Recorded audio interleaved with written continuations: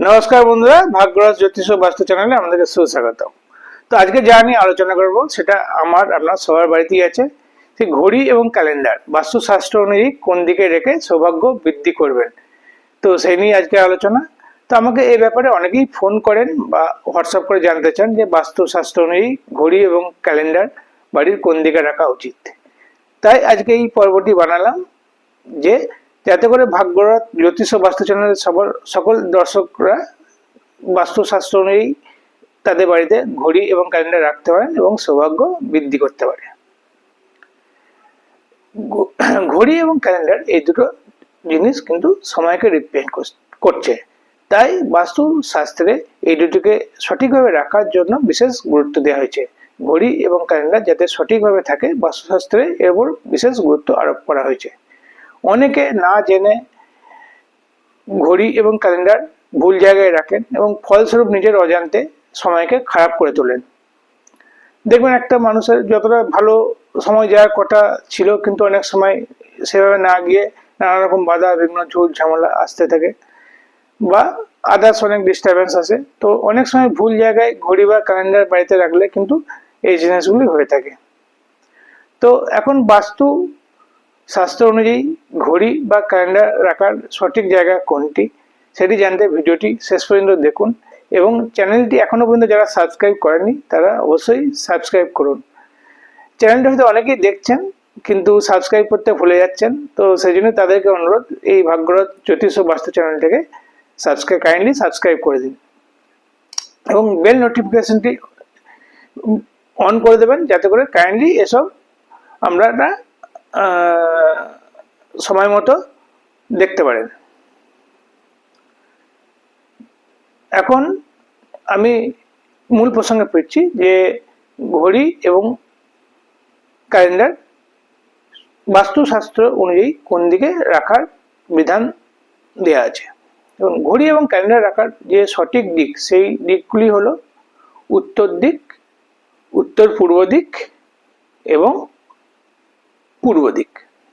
এখন উত্তর দিকে ঘড়ি রাখলে বা উত্তর পূর্ব দিকে ঘড়ি রাখলে বা পূর্ব দিকে ঘড়ি রাখলে কি সুফল পেতে পারেন তার বিস্তারিত বলছি। বাস্তু মতে উত্তর দিকটি হলো মানি অপরচুনিটির জায়গা, তাই উত্তর দিকে যদি ঘড়ি বা ক্যালেন্ডার রাখেন আপনাদের কিন্তু জীবনের রোজগার অনেক বাড়বে, মানি অপরচুনিটিস কিন্তু অনেক বেড়ে যাবে। সিমিলারলি উত্তর পূর্ব দিকটি হলো যেটা নর্থ ইস্ট, সেটি হলো জ্ঞান এবং ইনসাইটের জায়গা, নলেজ এবং ইনসাইট। তো উত্তর পূর্ব দিকে যদি ঘড়ি রাখেন সেক্ষেত্রে কিন্তু মানুষের বুদ্ধির বিকাশ হয় এবং জ্ঞানের বিকাশ হয়। তো সেখানে যদি রাখেন তো জ্ঞান এবং বুদ্ধি এই দুটো বিকাশ হয়। আর পূর্ব দিকটা হলো সোশ্যাল কানেক্টিভিটির জায়গা। তো পূর্ব দিকে যারা ঘড়ি রাখবেন, বিশেষ করে যাদের ব্যবসা সোশ্যাল নেটওয়ার্কিং এর উপর নির্ভরশীল বা যারা মার্কেটিং ডিপার্টমেন্টে কাজ করেন বা যারা সোশ্যাল যে মিডিয়াকে প্রফেশন হিসেবে বেছে নিয়েছেন পার্ট টাইম বা ফুল টাইম, বা যাদের প্রফেশন নিয়ে অনেকটা সোশ্যাল কানেকশন জড়িয়ে, তারা কিন্তু পূর্ব দিকে ঘড়ি রাখলে কিন্তু বিশাল রকম ভাবে সুফল পাবেন।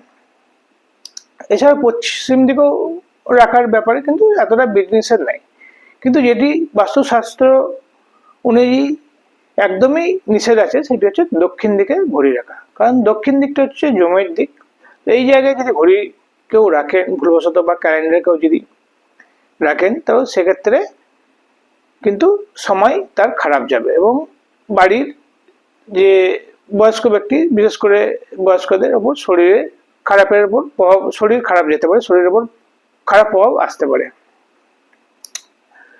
ঘড়ি এবং ক্যালেন্ডার এই দুটো আপনার রাখার ক্ষেত্রে নিয়ম একই। হ্যাঁ, তো আপনি ঘড়ি বা ক্যালেন্ডার এই দুটোর জন্যই আমি পুরো ভিডিওটি বলছি। আর কোথায় রাখবেন না, যে দরজার পিছনে বা দরজার পাল্লাতে কখনো ঘড়ি বা ক্যালেন্ডার টাঙাবেন না। আর এছাড়া দেখুন, যেসব ঘড়ি বন্ধ হয়ে আছে বাড়িতে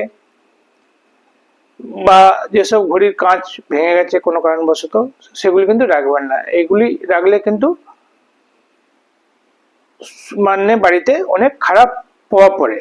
ভাঙা কাঁচ থেকে নেগেটিভ বা নকারাত্মক শক্তি বিকাশ হয়, তার ফলে এগুলো কিন্তু ঘরের নেগেটিভিটি অনেক বাড়িয়ে তোলে। সেই জন্য পুরনো ঘড়ি কিন্তু কোনো অবস্থাতেই ফেলে রাখবেন না, যদি রাখতেই হয় সেটা আপনি বাগিয়ে রাখতে পারেন চালু অবস্থাতে।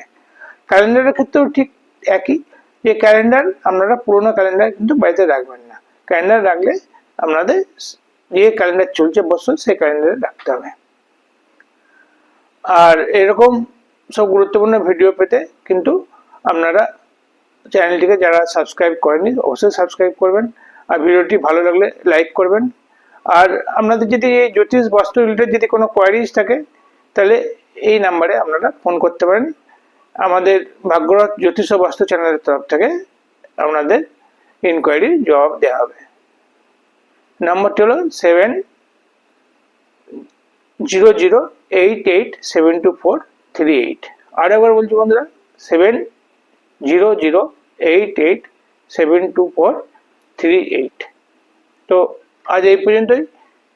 ভিডিওটি আপনারা আপনাদের বন্ধু বান্ধব আত্মীয় স্বজন এদের মধ্যে শেয়ার করবেন, তাহলে কিন্তু তারাও কিন্তু বেনিফিটেড হবে এরকম গুরুত্বপূর্ণ সব ভিডিও দেখে। নমস্কার, আজ এই পর্যন্তই। ভালো থাকবেন, সুস্থ থাকবেন।